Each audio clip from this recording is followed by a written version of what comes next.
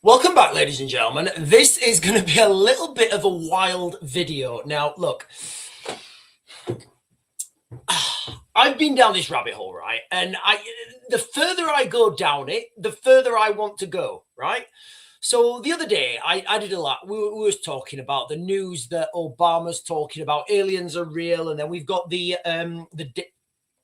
data drop that Donald Trump's going to do. He's going to talk about he's going to talk about potentially aliens and UFOs being real. I started to think, right, okay, let's just go with this, right? Let's just say aliens are on their way, right? How would you get ready for that? Like on a personal level, I'm not talking about government level now. I'm not talking about these huge mega structures and rail guns and, whatever. I'm talking about how would you deal with this on a personal level? So that's what I'm going to talk about now. So I'm going to talk about some tips, some mindset. I'm going to set the scenario, and then I'm going to talk about how you would build a bunker in your garden yourself with limited resources on literally like on a shoestring budget, because you see all these videos right online and they're all using these expensive concrete, it's getting brought in, and I'm just thinking like most people don't have that, right? Literally most people don't have that. Now when I started thinking about this, it just opened up so many like avenues that I was going down, and I was thinking, right, if I was aliens, right, and I was on my way to Earth, and I was going to attack Earth, and I knew that the people of Earth would see me at some point, so I'm heading towards Earth in my alien armada, whatever. What would I do? Well, of course, you would have an advance party, right? You would have an advance party of aliens to go down there and to start disrupting things, sowing the seeds. If you guys go and watch the movie Independence Day, like the one with Will Smith, like the first one, if you guys go and watch that movie now, the amount of like symbolism in that movie is unbelievable. The amount of propaganda and subliminal messaging in that movie is unbelievable. So when I went down this rabbit hole, honestly, guys, I went to I was looking at ancient people on Earth. Why did they all live in caves? I went down something called the electric universe, and there is a theory out there that that our whole model of the universe is wrong, and the universe is actually made of electricity. Then I went to the then I started to think I was looking at Grand Canyon. I was then looking at the Valles Marineris on Mars. You know the huge scar on Mars. I'll share all this stuff with you in a second, guys. So you know that huge scar on Mars, like that goes across it, and we're all told that it's an old ocean. Well, it turns out there's a lot of evidence to say that is a massive electrical discharge scar, and if you look at this, there's a very strong argument for that. So I went down some huge rabbit holes on this live when I was doing the when I was looking into this, guys. I went down like so many rabbit holes and so many different avenues. It was absolutely unbelievable. I've watched so many videos and I've looked at so many things. So what I'm going to do is I'm going to start with my monologue now, and this is going to be I'm going to give an opening monologue. I've then got some videos to share with you guys, and then I'll be jumping onto this chat. But what we're going to talk about is the unlikely scenario that aliens are on their way and they're coming to Earth, and they're going to be here Friday the 13th of April, 2029. What would you do right now if you thought that was real? And I get it, Project Bluebeam, but what if Project Bluebeam's fake? What if that is a psyop in itself, so people think that they're not aliens? And I've gone down this reptilian thing, guys. I'm down this reptilian thing, and I don't know what's real anymore. And what's really skewed my whole perception of reality is these Epstein files. Literally, guys, these Epstein files, I don't know what's real anymore. They're talking about all this stuff in these Epstein files, and I've not articulated it properly yet, but I do think there's a connection. I've even got a video, guys. Earlier on in the live stream, we were talking about the movie Jupiter, I keep forgetting, Jupiter ascending. I'm going to have to write that down somewhere. Jupiter ascending, where Earth, the people on Earth are a crop. We are literally a crop to be harvested. And I keep saying this, you know, if aliens do come to Earth, what are they coming here for? People say, oh, they're coming here for resources. They're coming here for water. They're coming here for gold. And I'm like, all that stuff is easily available elsewhere in the. You don't need to travel the, you know, to bridge the gap of space and time to come and get some gold or some water. There's plenty of water. There's plenty of oil. There's plenty of hydrocarbons elsewhere in the universe. That's a lot It's a lot more easily achievable. But the only thing that is on Earth is life, right? That's the only thing that's on Earth that, you know, aliens could potentially be interested in, and it is life. It's not natural resources. That's fake. So let me just give this, guys, and then I'll come on to the show. You know what? I'll give my opening monologue. I've got a few steps and tips to prepare for an alien invasion, a hypothetical alien invasion, and I'm going to put it to you that they're on their way. Do you know what? Actually, that is a true statement. Aliens are on their way. Now, whether they come here next year, the year after, or in 1,000 years, they will come here at some point. If you believe that aliens are real, and I do, then at some point, given a long enough time period, they will, they will be here anyway at some point. So, and I'm going to give to you guys the argument that they are already here and living among us. So listen, ladies and gentlemen, buckle up, because with all this chatter on it's not even on social media anymore. It's not even in alternate media sources anymore. This is on mainstream media now. Obama yesterday, or whenever it was, casually drops the aliens are real. Yeah, he did. Those whispers of Trump preparing a bombshell disclosure speech for the 8th of July this year. We've got congressional hearings on physics-defying UAP videos. We've got the filmmakers like Jamie Foxx pushing for transparency. The Pentagon's own push towards 2026 revelations. That movie that's just been released. What's it called? The Steven Spielberg movie, right? Disclosure. I think that's what it's called, actually, Disclosure. You know, it's all got people wondering, thinking, and talking.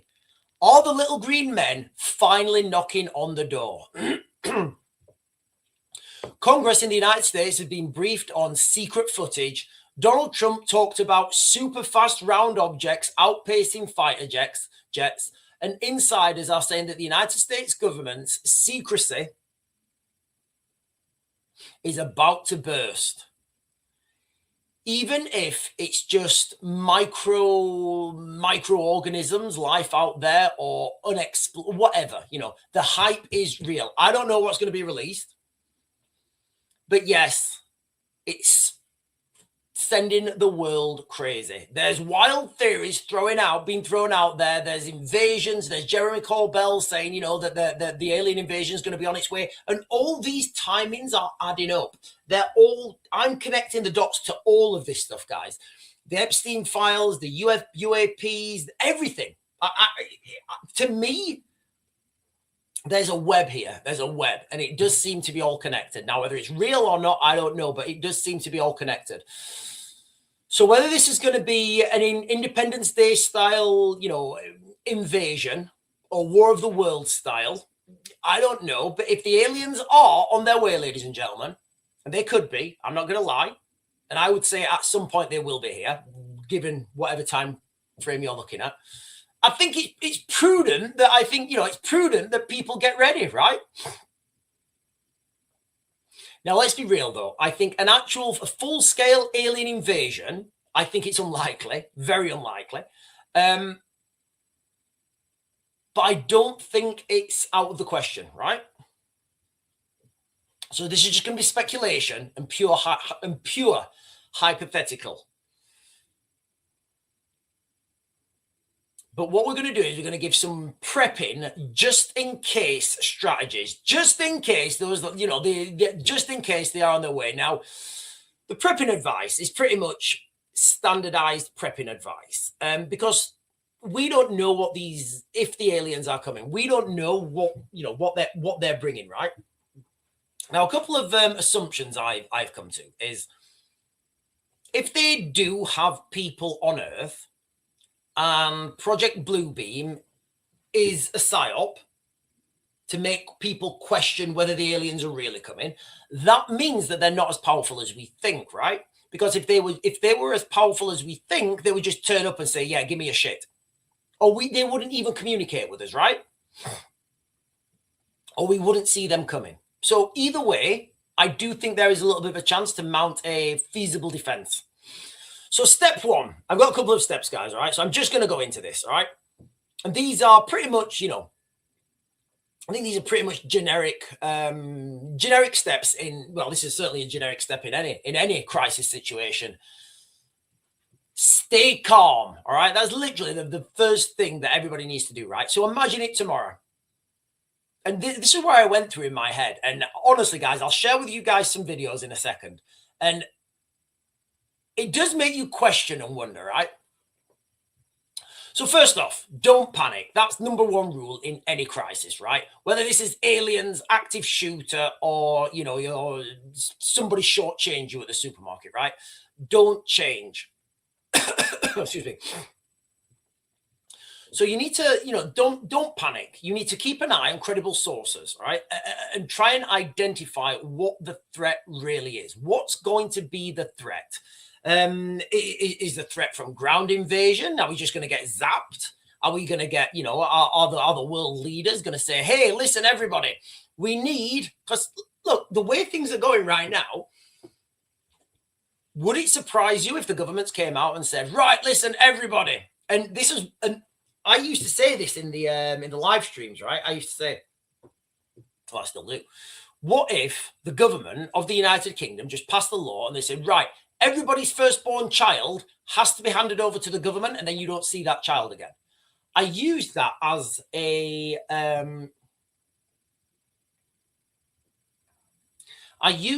marker to explain how the people of the United Kingdom have no legal framework to oppose a tyrannical government. However, if there was some intergalactic threat and those intergalactians wanted a load of small people for whatever reason, the governments, do you think, can you guys remember how Keir Starmer was in COVID, how draconian he was? People, this would happen, guys. You would have police knocking on your doors, dragging away your children or whatever they wanted. Now, this could be fake or it could be real. Remember what I keep saying, guys, okay, whether it's fake or real, it doesn't matter because the outcome will be the same. So stay calm. Try and join community networks. Try and join community groups. Try, because strength is in numbers. Strength's always in numbers. Independence is codependence.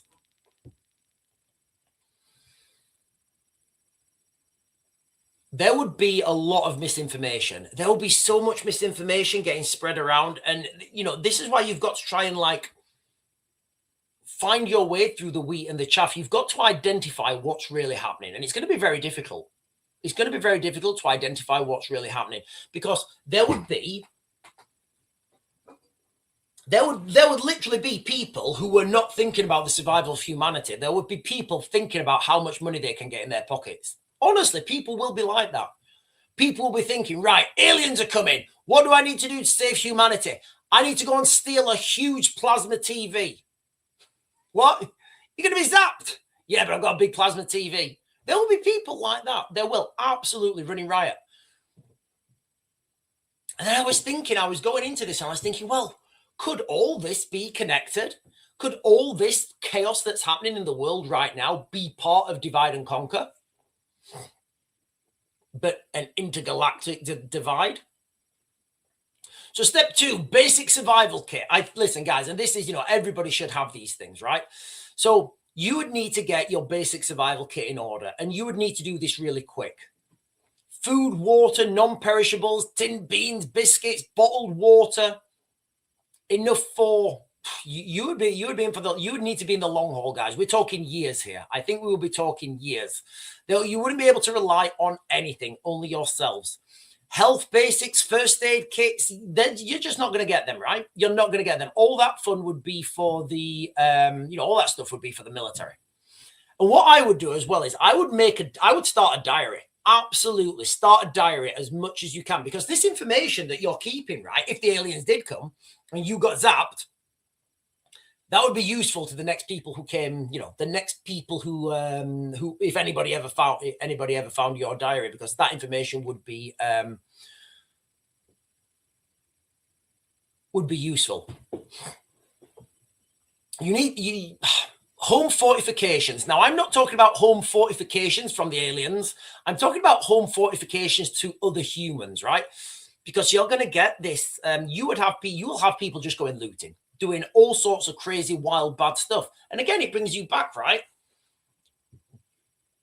What if the people that are forcing mass migration on the United Kingdom or across the West, what if they're doing that because they know places like the United Kingdom and places like America are also suffering with huge problems?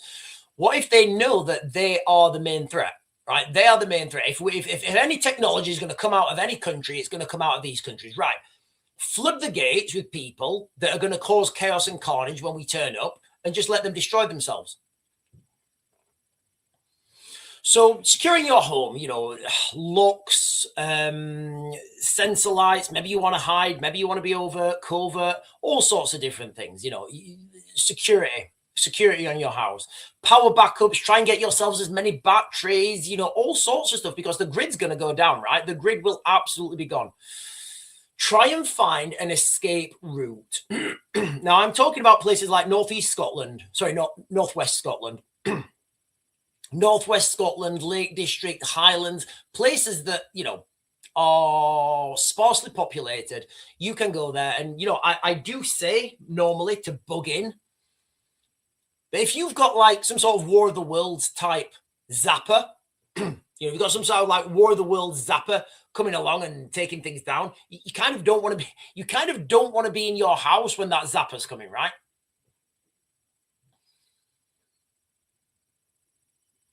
You would need to start learning how to live off the land as well. So this is like total counter to what I normally say. I think your best hope realistically, and not many people are going to be able to do this. I'd say a good percentage of people cannot do this. But you need to be able to forage. You need to be able to hunt and live off the land.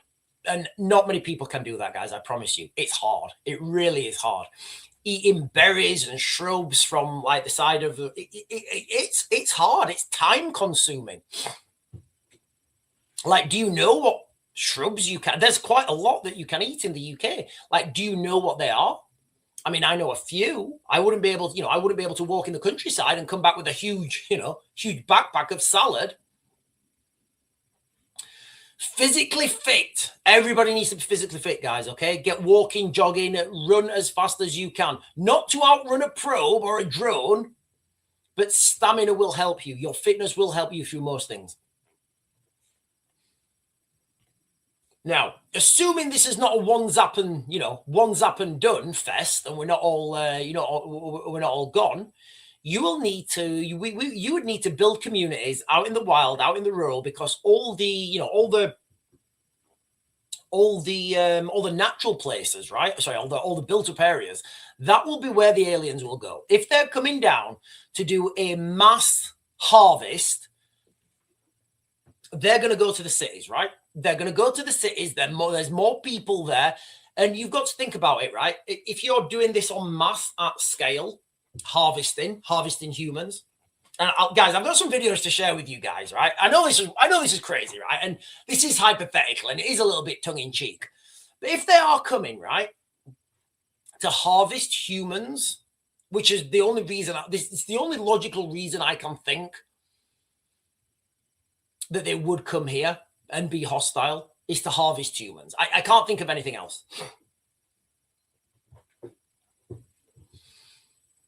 But they're going to want to do that at scale, right? And they're going to want efficiency, right? So that means they're going to have to send big craft. Big craft are more efficient, right? So that means that big craft has a certain dollar attachment to it, right? Or I don't know, energy attachment to it. Because if you can travel through space and time, there's no currency anymore. Everything's everything's dealt within wattage, right? Because power is it's your only currency. So these big craft would be over the big cities, right? Trying to get as many people as possible. If you're out in the countryside and there's you and your family and there's a couple of you, are they really going to take that huge craft, waste all that energy to come and get your energy? I would say it's not worth it. You will literally become not worth it. Not like L'Oreal, guys. Don't be L'Oreal. So I do think, and I know this is counter to what I normally say, if there is a civil disturbance in the United Kingdom, people are going to be going full-time urban survival. That's what people are going to be doing. You're going to be staying in your house. You're going to be bugging in. Nobody's going to be bugging out. However, if the aliens come, you kind of want to get away from that as quickly as possible. You don't want to be around. You want to be out in the middle of nowhere where it makes it very difficult for those big craft to come and harvest you. Hypothetically, obviously, which means you're going to need to learn to live off the land, which is difficult, guys. It really is difficult. So assuming this is not just a one, one zap, assuming they just don't turn up, zap Earth and go, which I don't think they would. I think they would harvest. And they would obviously want to leave some people behind, right? Like thousands of years ago, we all know there's a lot of information out there that humans had technologically advanced civilizations thousands and thousands of years ago. The Atlanteans, the Tartarians, all sorts of wild stuff, guys. And there's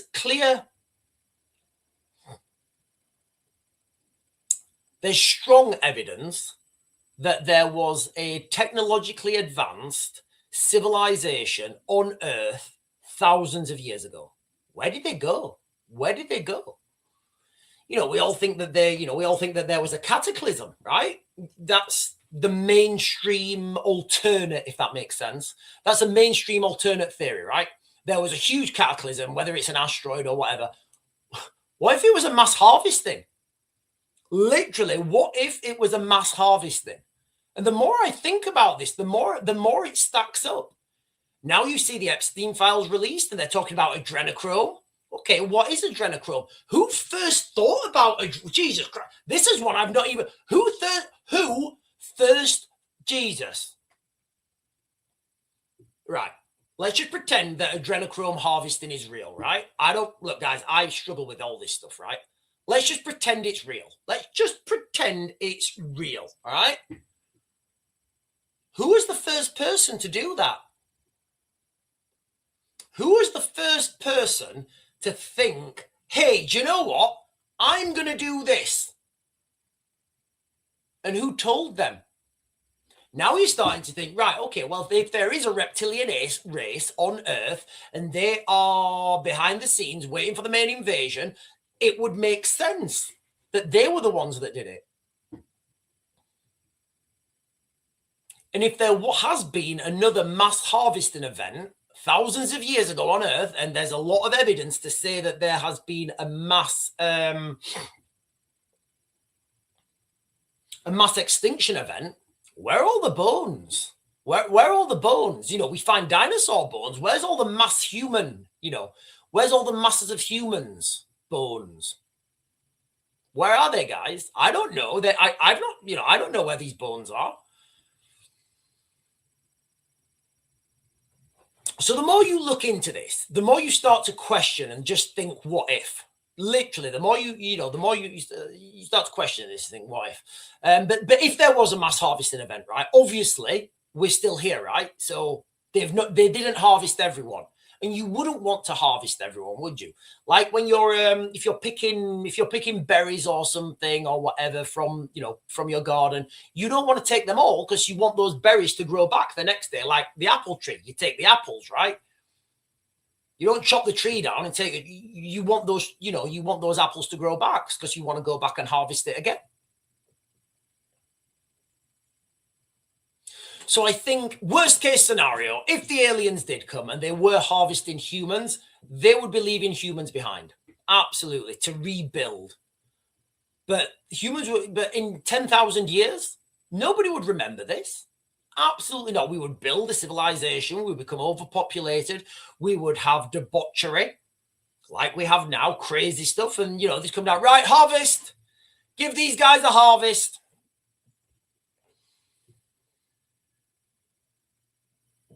So you would need to build local communities. You would need to, you would need to build everything. Try and build everything from nothing. Literally, we would have to restart everything. I'm talking about, from fire to smelting, from early civilization to where we are now. And that would take thousands of years, literally thousands of years. I'm talking like there's evidence that humanity, the pool of humanity, was down to, at some point, modern humans were down to about, I think they're saying like 150 to 200 people. There was one group of humans, and now they're saying, this evidence says in Europe, not Africa, and they're saying that humans, at some point, their numbers went so low, there was like 150 humans or something, like 150 to 200 humans, and they were somewhere in Europe. That was one tribe, and they expanded. So there's evidence that there's been a mass harvesting on Earth before. You do have to have a little stretch. That's why I should probably call this live stream mass harvesting. I may change the title to this, mass harvesting. So that's the situation, guys. That's what, that would be my advice to you guys. And that would be what I think. What I think that if aliens did come and they were hostile, the only reasonable scenario would be they are coming to harvest humans. That's it. I don't see any other way around that. Okay. Now, if you look at what's happening in the mainstream media with the release of the Epstein files, all this talk of adrenochrome and stuff, it kind of gives you an idea what they want to harvest, right? So let me share this video with you guys. Is it that one? Not that one. Hang on. Yeah, this one. Right. So I've been talking about this for a while. There's this movie, Jupiter. Jupiter Ascending, right? So let's share this video.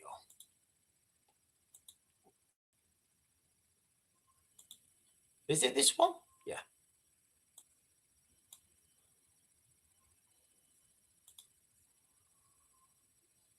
We don't know exactly what it is that can be disclosed, but what if it turns out that we're an agricultural product, that we are being harvested?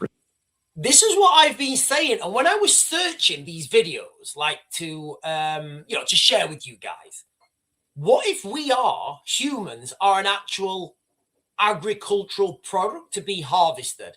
Now, this is quite an old video. Something, or we're being allowed to breed and kind of a science experiment. Let's see where this goes. And then when it's time to end the experiment, I mean, I'm not sure people can handle it. Look at how they've handled COVID. Have you ever seen Lazar talk about the weirdest shit that he heard when he was at S4? No, what was it? He said the weirdest shit was they said they had a very thick file that was about religion. And basically what it boiled down to is, at least what this file was saying, was that we're containers. That's how supposedly the aliens look at us. That we are nothing but containers. Containers. Adrenochrome, anyone? Is anyone feeling, guys, honestly, is anyone putting this together, or is it just me? Maybe containers of souls. You can come up with whatever theory you want, but we're containers. And that's how we're mentioned in the documents. So, what if we're being harvested, like that video says? He's like, I don't know what his name is, but he's like a UFO guy. He's done lots of UFO videos. Now, he's saying, right, what if we're an agricultural product? And I don't think people are ready to, people are not ready to hear that, right? It's very difficult to listen to. Imagine a sheep, right? Little sheep. Oh, the farmer can't be bad. The farmer can't be bad. He brings us food. He's put this fence around us so the naughty foxes can't come in and get us. Oh, we love that farmer. We trust that farmer. Oh, yeah, kids, go with the farmer. Little baby sheep, go with the farmer. Yeah, you're going on the magic truck. Oh, they're going to baby sheep heaven. They're going to baby sheep paradise then. They're really being looked after. And it has sent me down a little bit of a rabbit hole, this, because there's quite a lot on this subject, guys. There's quite a lot on this. And the more you start looking at it, just like the wilder it gets, and the more people, you know, there's lots of people talking about this quite openly. So I've got another video to share with you guys now. Right, this one.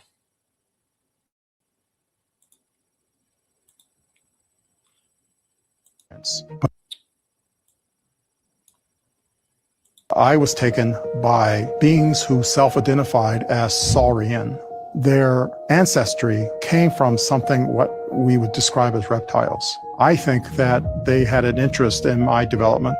If there's any kind of intervention physically, it would have occurred in the story I told about being a young child and being taken to that Victorian house and being medically examined. And so the hybridization is not necessarily changing our appearance, but more like expanding our consciousness and expanding human potential to be all that we can be. And the agencies are CIA in particular.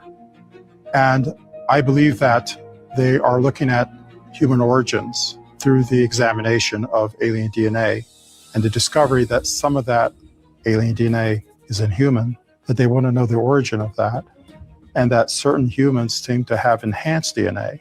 And we know that certain families have this enhanced DNA. So what he's saying there is certain families and certain bloodlines have enhanced DNA, which means, and it's bringing everything back to this thing about like blood and stuff. And listen, guys, I've got a couple more videos to show, but I am going to share these videos again, right? I'm just going to jump onto the chat. Let me jump onto the chat. Right. Good afternoon, everyone. We're going wild. We're talking about aliens. We're talking about all sorts of crazy stuff today, guys. Paul is saying there's only one rabbit hole. The rest are distractions. They will flood you with too much truth. Okay, so even the phrase rabbit hole, right? Even the phrase rabbit hole. So the rabbit or the white rabbit is a code for adrenochrome. Did you guys know that? Like, I didn't know that until a couple of days ago. Adrenochrome, the chemical, it's not the equation, the chemical, chemically, right? Adrenochrome on its side looks like a rabbit because it's got like this head and it's got these two prongs poking out of it. So when people, and I went down this as well, I went down this, you know, the rabbit hole, you know, I went down the rabbit hole thing and where that phrase actually comes from. And the rabbit hole is, I think the phrase originated in go on, Alice in Wonderland, right? Alice's Adventures in Wonderland. That was written in like 1887 or something. So like, does adrenochrome go back to 1887 or is it just a coincidence?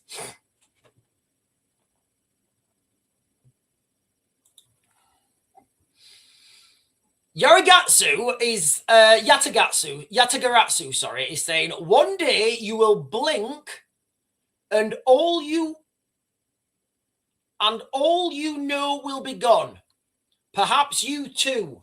Believe what you want for now, for no one knows what's next or real. I don't know what's real, guys. Honestly, I don't know what's real. I have no idea what's real right now. Anything could be real. Nothing could be real. It all could be real. Sarge is saying, it stinks to pushing these turd demons out this morning is hard work. I don't know what that means. Turd, I don't know what that means, guys. Is that some sort of code?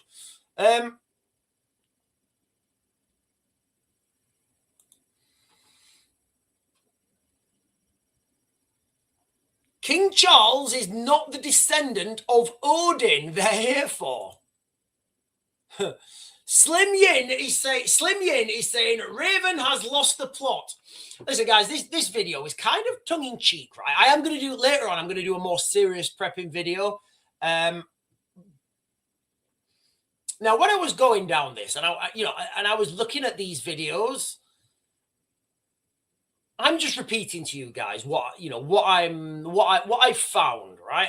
I'm just like kind of like communicating what I found. Now, here's one for you guys, right? I want to share this with you, right? Let me share this picture with you.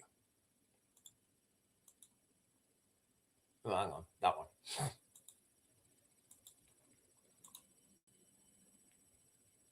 Now, that's a picture of Valles Marineris on Mars. Now, we're told, right? I was told at school that this was. I was told at school that this was an old ocean on Mars. What does it look like to you?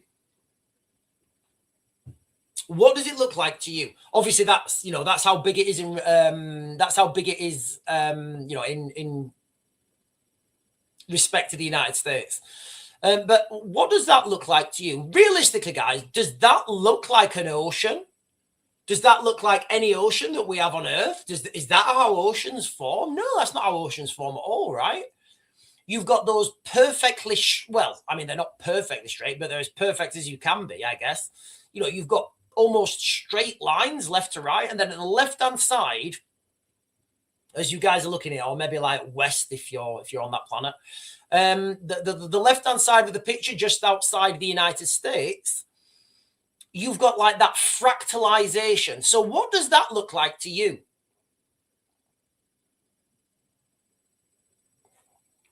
Let me just Google something.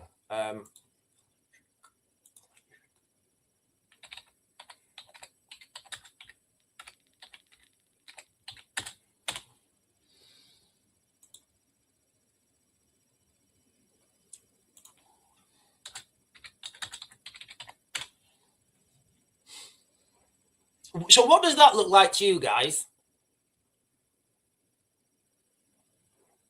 I've got quite a lot of these pictures here that I can share with you guys.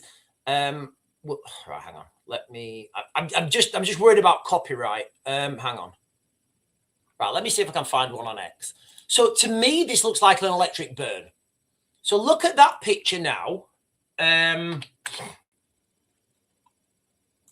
And tell me, does that look like an electric burn to you guys? It does to me, right? That looks to me like an electric burn. It does not look anything like, it looks nothing like, it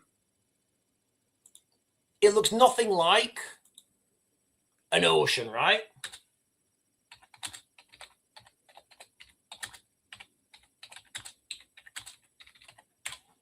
Let me see if I can find a picture.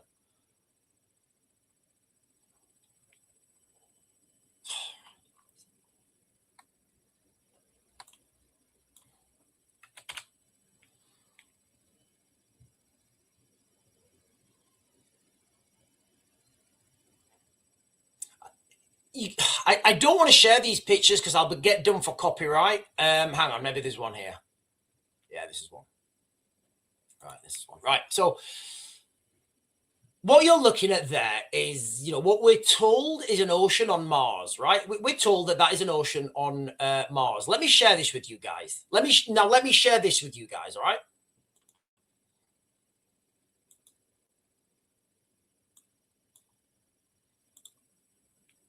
So this is wood being electrocuted. Look at those patterns, guys, and then look at the pattern on the left-hand side of Mars. They're pretty much identical. It's these fractals that go off.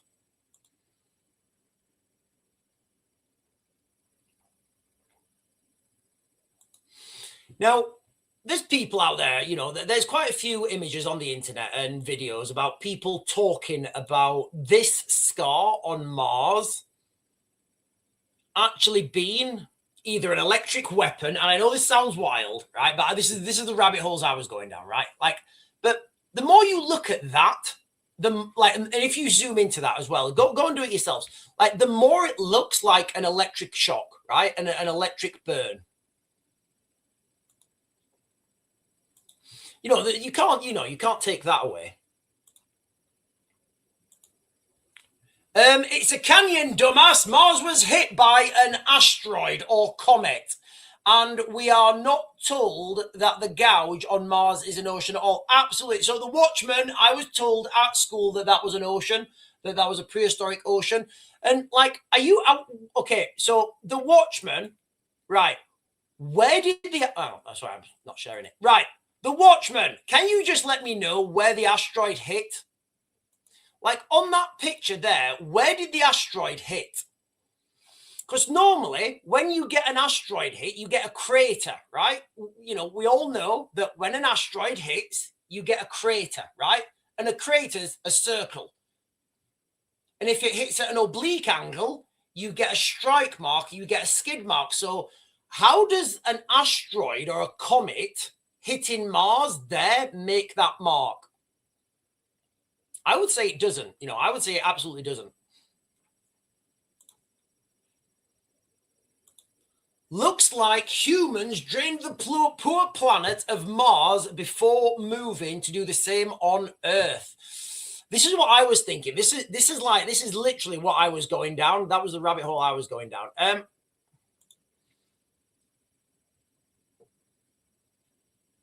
Paul is saying, I've been down these rabbit holes for the past 30 years.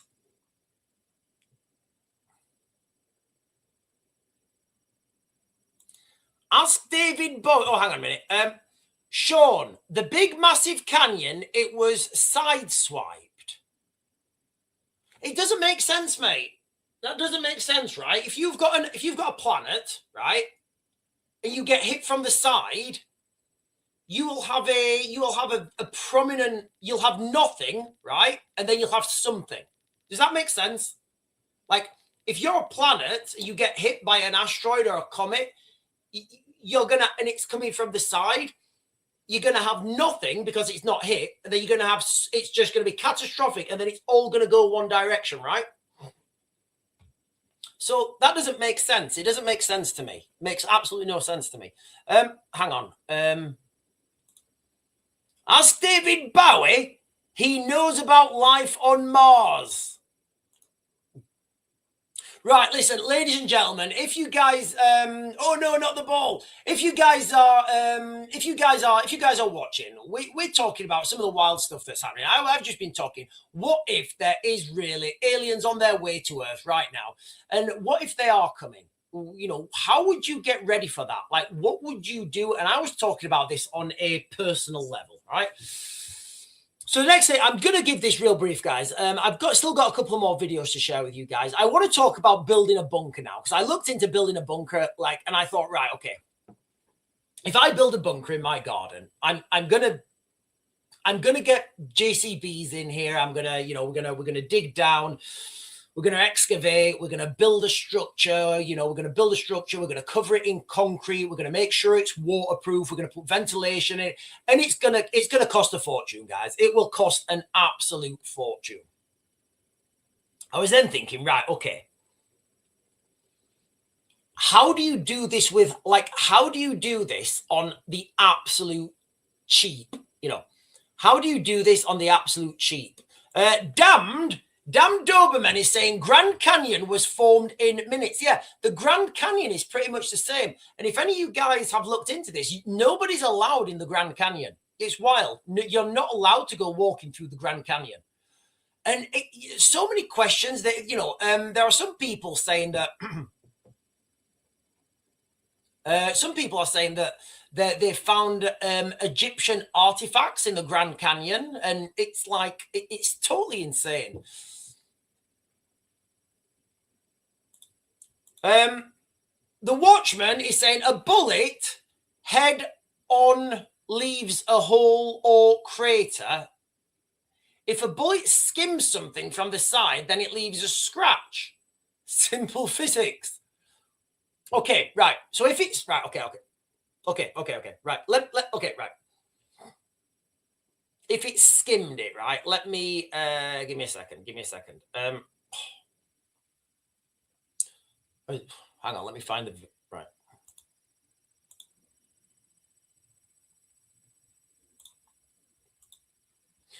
Okay, so which side did it come in from? So what you're saying is this was a comet or an asteroid that skimmed Mars?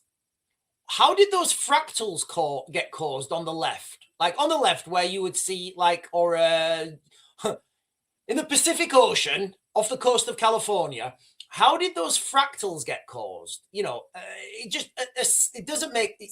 I'm not buying it, guys. I'm not buying that was an asteroid that skimmed past. Not a chance. Right, listen, ladies and gentlemen, what I'm going to do now is I'm just conscious of the time because I'm going climbing. I want to talk about something about building bunkers, right? Because getting underground is always going to be your safest option. Now, I don't think nuclear weapons are going to be used on Earth, right? I don't think nuclear weapons are ever going to be used on Earth. So I don't really see the utility in building a bunker other than it's something cool, right? Because it is. Having a bunker in your garden is pretty cool. It is. Nobody can deny that having a bunker in your garden is cool. Because it is. Have you seen that guy? What's his name? Is his name Simon? He's like a guy. He does like build stuff. He wears like a white shirt. Oh, what's his name? I can't remember. He's on YouTube anyway. He's built a bunker in his garden and he's got like a secret passage to his house. It's awesome, right? It really is awesome. And it is cool having a bunker. Anyway, so I was thinking, right, if aliens are coming, right, having a bunker and having having something underground, it's definitely going to be a good thing. So let's talk about that for a second. So if you're in a typical UK garden, you know, maybe 5 to 10 meter patch behind a semi-suburbia, semi-suburban street or whatever, you know, and you've got limited resources. I'm talking no JCB, no huge budget, no team of builders. You're not doing it for a YouTube video. You've literally got just yourself, maybe a couple of people, you know, whatever. You can buy cheaply from B&Q, eBay, Marketplace, whatever, you know, enough.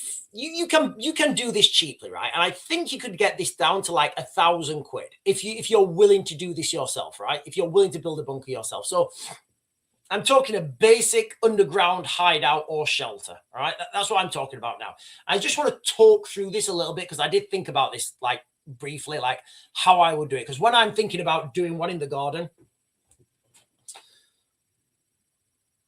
we have our garden slopes in a way that would make it would be easier to do it in my garden than a totally flat garden because we've got a slope and then we've got where the old bunker used to be. I would excavate that, reconcrete the ground if there's not concrete already. I would build up, put drainage around it. Then I would do it properly.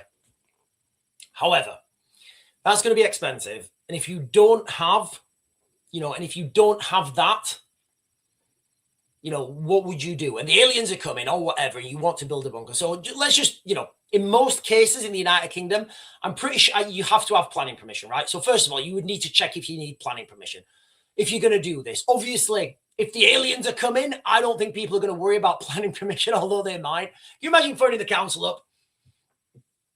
Aliens are on their way, but I want to build a bunker. Oh, you need to apply for planning permission. Okay, when can I do that? Oh, well, we're a bit busy at the moment. We're not going to be able to get someone out for 2 weeks. Okay, well, the aliens are going to be here in a week. Well, that's just the way we're working, you know.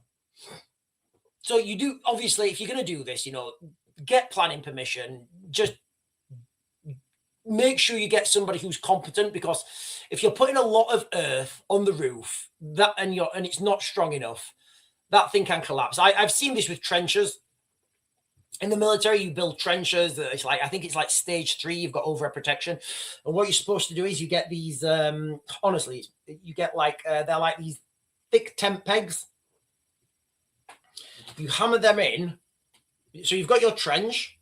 You put these really big tent pegs in. And then you put string across. And then you put a waterproof sheet on that. And then you fill that, and then you put earth on top of that. Those things collapse, guys. Those things collapse, and they're built by military. So, you know, you really need to be careful about the roof caving in, because nobody wants to build their own tomb, right? So you will need planning permission. You'll need professional, you know, if you're going to do this, do it professionally. I'm talking, obviously, I need to caveat this, right? I'm talking about this is like, you know, end of the world stuff. Aliens are coming, right? So you do need, if you're doing this normally, you will need planning permission, or check your local council or whatever, you know. I think if you dig, honestly, I think there's something wild in the UK. If you dig down below 8 inches or something, you need planning permission, which most, like if you're digging a fence, you know, if somebody can help me out on that. In the UK, I think if you dig down below 8 inches, you need planning permission. It's something crazy, guys. You know, it is really something really crazy. Small temporary earthworks might fly under the radar as a garden feature, but if you're building something big enough, obviously, you know, has ventilation structures, entrances visible, all sorts of crazy stuff, you do risk enforcement notices, fines, and I don't want anybody, right, building a bunker in their garden and saying, well, Sean says it's all right, because I definitely didn't, right? I definitely did not say that. I'm just giving this as like, you know, some sort of guide to how long I think it would take and what you would need to do, right? So a small trench style dugout, or call it a root cellar. I've seen these on eBay, actually. You can buy them on eBay. They're, I think they're called root cellars. You know, literally it's a fiberglass structure, right? You bury it in the ground and it's got like, and it's like a cellar or a bunker. So a small, you know, a small style dugout or root cellar shelter or whatever, 2 to 3 meters long, maybe 2 meters wide and 2 meters high, that you can get in, walk around and move, covered in earth, camouflage with some protection. Aim for about 1 to 2 weeks inside for maybe 2 to 4 people if things go totally pear-shaped. I think you could build that for well under £1,000. Maybe even less if you can get the resources for free, right? Or and spread that out over time. So just a few considerations, right, that I was thinking about, because I'm genuinely thinking about building one in the garden and filming it. For those of you guys who don't know, we had in our garden, we had the old World War II bunker in the garden, right? It was a communal bunker. The bunker was built for 50 people. So it was quite a big bunker. It was built by the government in 39 or something. Full concrete bunker, government funded, government built, 50 people. I was looking for it and I was doing videos looking for this bunker. I could not find it. I had this massive rod. I was banging it down. We found something. I dug down 6 feet, I think 8 feet. No, nothing. Anyway, couldn't find this bunker anywhere. And I spoke to someone who used to live in our house. And in the 60s, there was a huge storm, massive storm in the 60s. It was like the Great Storm of 1960 or something. And the house got hit by lightning. And it put a crack in it. And after that lightning strike, the house started to subsidize, then found out that it was built over a coal seam or something. Where we lived, they used to do coal mining. Anyway, so the coal board paid out the owner of the house back in 1960. When they came to underpin the house, they said, listen, mate, we are going to need a shitload of concrete and rubble, and it's going to cost a fortune. And the owner of the house said, well, there's a bunker in the garden, then it's like loads of concrete. So what the builders did, the builders excavated the bunker. They took the roof off the bunker. So I'm told they then used that concrete or that as backfill, I guess, to underpin the house. I don't know how it was done. Like, you know, I don't know how it was done exactly, but that's why we don't have a bunker in the garden anymore. But we do have the place where the bunker was. And I have been thinking about digging it out. I'd need at least 1 times JCB. I would need builders. We would need to build it. We would need to dig it out, get as far down as possible. Look what the floor's like. Maybe lay another concrete slab on the floor. We would need to put drainage in. We would need to then build another structure, reinforce it, and then cover it back with earth. It'll cost an absolute fortune, guys. It'll cost a fortune. But what I started to think about is, right, okay, what if that wasn't the option? And how would you just build one in your garden with limited tools, right? Hand tools at best. So first of all, you need to pick your spot wisely. I would choose the highest, driest part of your garden. Again, this may not be feasible.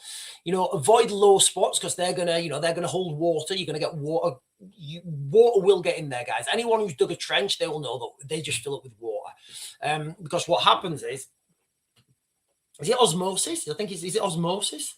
You get water and it will just seep through the walls because there's no pressure holding it back, right? So when it rains, that water will always go to the easiest. It will always follow the easiest route, right? So why some people will build ponds in their garden, just huge holes to drain the garden because then all the water will go there rather than the whole garden being waterlogged. Obviously, check for utilities. Make sure you don't have a line going through your garden or anything when you start to dig down. You can do this yourself if you go to Land Registry or whatever. You can do that search for yourself. Start small, 2 meters. I think 2 meters by 1.5 by 1.5 meter is quite manageable by hand over a weekend. Look, guys, if anybody's been in the military and they've dug a trench, digging, it's hard work. It's horrible work. It's absolutely brutal. So dig the hole. Digging the hole is the hard part. Your sweat equity, right, is going to be your main resource, right? All you need is a shovel and a pick and a walking stick, right? All you need is a shovel and a pick and a walking stick. Digging stages, remove the turf, turn it upside down and save it because you're going to need that turf for later. I would say if you're digging on your own, to dig a sufficient pit hole, it's going to take you like a week to 10 days to dig this thing, right? On your own, one person, obviously two people is going to be less.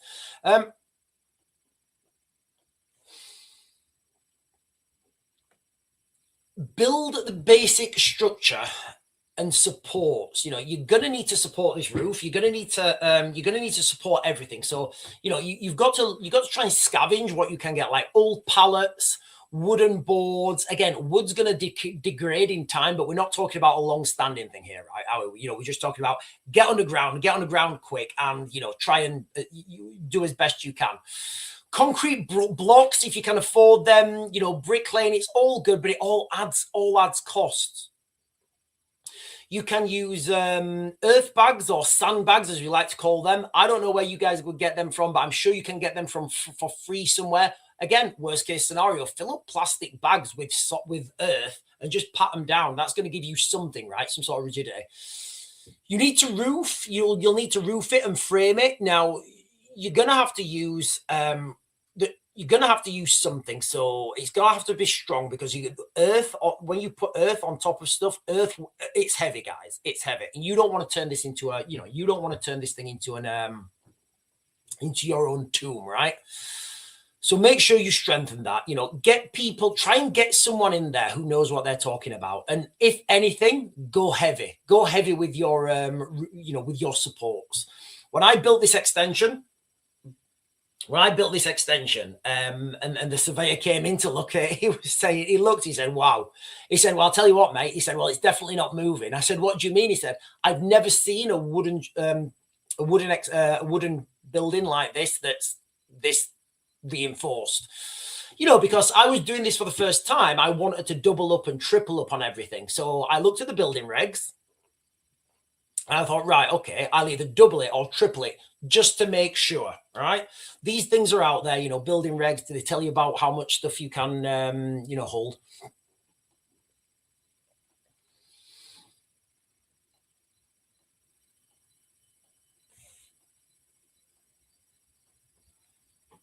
Sorry, I could hear something dripping then.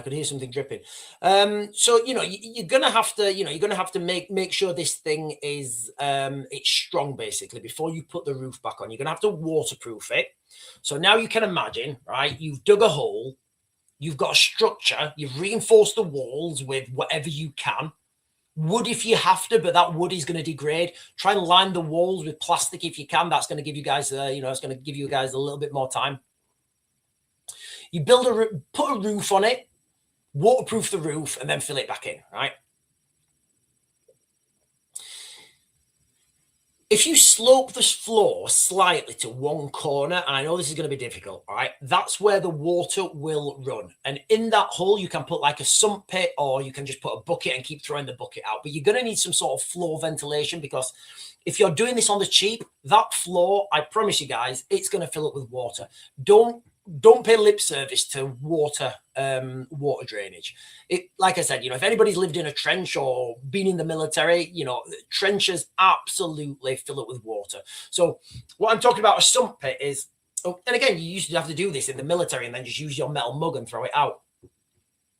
If you dig a hole lower than the rest of the area, so imagine you've got your muddy dugout now, right? If you dig a hole in one of those corners, that hole will fill up before everywhere else, right? Because the water will naturally go there. And then you can get the water out of that way. Otherwise, you're just going to turn it into a swimming pool. And you can do that you can put a bucket in there or whatever, and just ladle that out.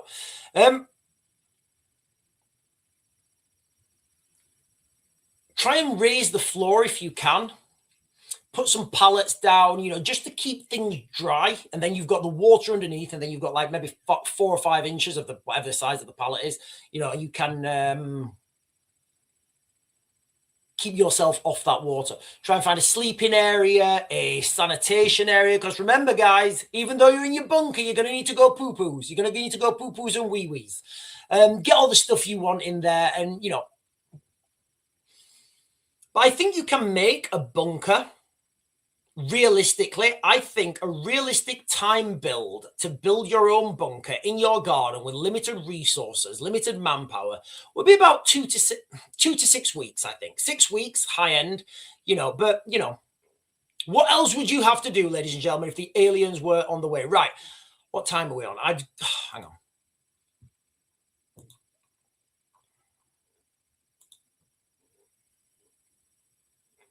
Hang on. Somebody...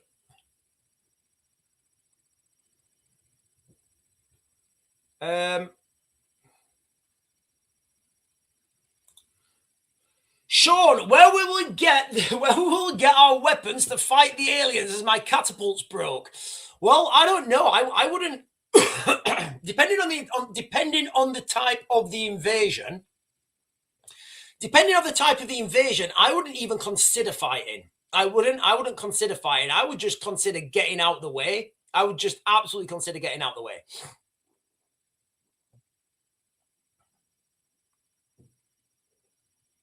Max is saying the mentally weak helping the mentally ill after a world war. I don't know what that's in response to.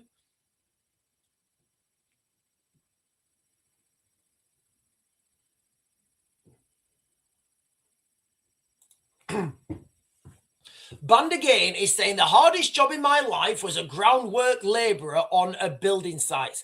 It is. Listen, I've dug quite a few trenches. And it's hard work. It's hard work. You're getting down, there's rock, there's gravel, you're having to use a pick to get through it. It's hard work to get down, guys. It is. But I do think, having the, do you know what? I might build one on the cheap. Should I build one on the cheap? I don't think I've got that. I don't think I've got it in me, guys, to build one on the cheap with a shovel. Right, listen, ladies and gentlemen. Ladies and gentlemen, let's jump back on this, because the main crux of this live stream, right, is this harvesting thing, the harvesting of humans. So I've been going down this little bit of a rabbit hole, right? And I've been talking, I've been thinking, and the release of the Epstein files, one thing is very clear to me. It's this thing called adrenochrome, right? I don't, I'm not, I want and don't want more information on it at the same time. But one of the things I've been thinking, I've been talking about is if, and I'm not saying they are, but, Donald Trump's due to make an alien well, they're saying that Donald Trump is going to have an alien disclosure in a couple of weeks on, what does he say? They're saying it's going to be on July the 8th. And then they said they're going to move that back to the 1st of May. Barack Obama the other day said that aliens are real. The Overton window now is opened up, and mainstream media are really talking about aliens on Earth. That's what's happening, guys. They're really talking about this. So I started to think, why would they be coming here? What would be the purpose of what would they be wanting from Earth? And the only thing I can think of realistically is they're not coming for resources. They will be coming for life. They will be coming for humans. And when I was looking at this, I kept thinking about this release of these Epstein files and all these people saying that people are eating adrenochrome or whatever. And then I stumbled. I was looking on the internet and I stumbled on this video. No, God. I think it's this. Is it this one? Yeah. And then I stumbled on this video.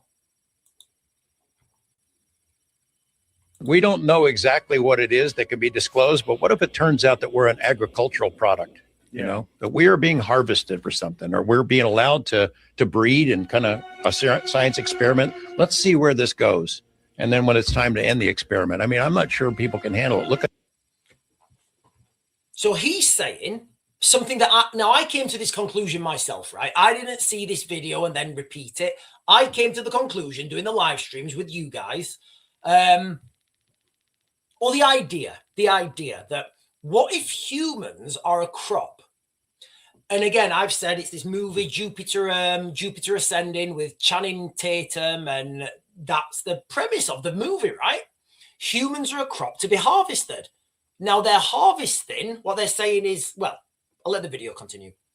How they've handled COVID. Have you ever seen Lazar talk about the weirdest shit that he heard when he was at S4? No, what was He it? said the weirdest shit was they said they had a very thick file that was about religion.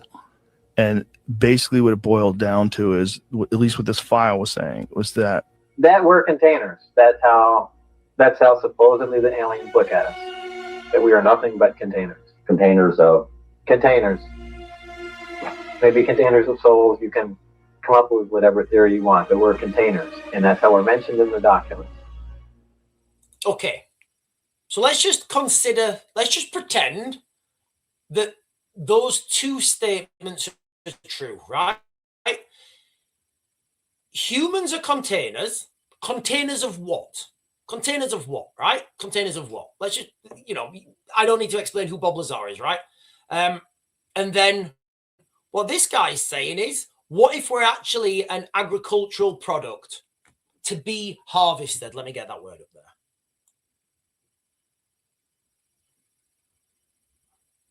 Harvested for something.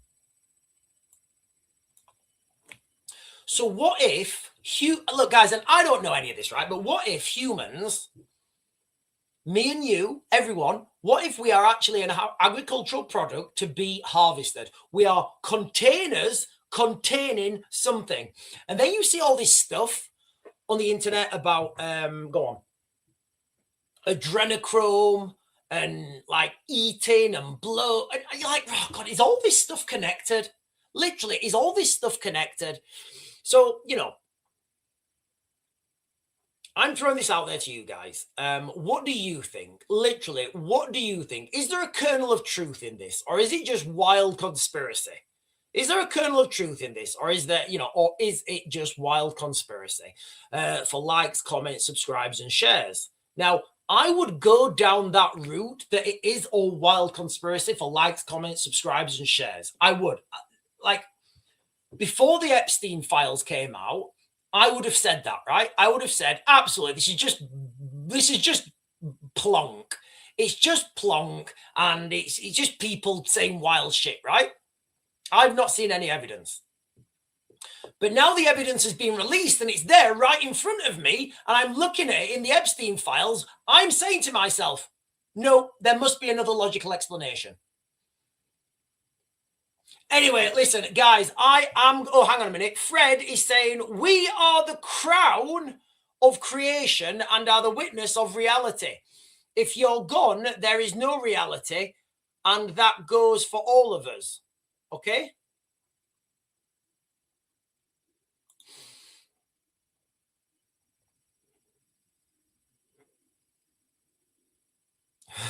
We're all going to be kebabbed. Right, listen, ladies and gentlemen, I am going to close this down now. They will pick certain humans for consumption. I bet Piers Morgan is. Oh, right. Listen, guys, I am containers or receptacles. I don't know that, what is a container and a receptacle? Listen, ladies and gentlemen, I am going to close this down now. This was just a bit of a weird video, because there is some, like, you watch these videos online and you start to connect these dots from wild conspiracy to like real world events. And when they merge, kind of weird. Anyway, listen, guys, I'm doing a prepping marathon today, guys. I'm doing a prepping marathon later. I'm going to do a real prepping video later. I'm going to do a proper prepping video later where I'm talking about like real stuff and real scenarios that are likely to happen, especially if you live in the United Kingdom. All right, bombshell, ladies and gentlemen, I am going to close this down now, and I will be back on later to do another prepping video, and I will see you guys later.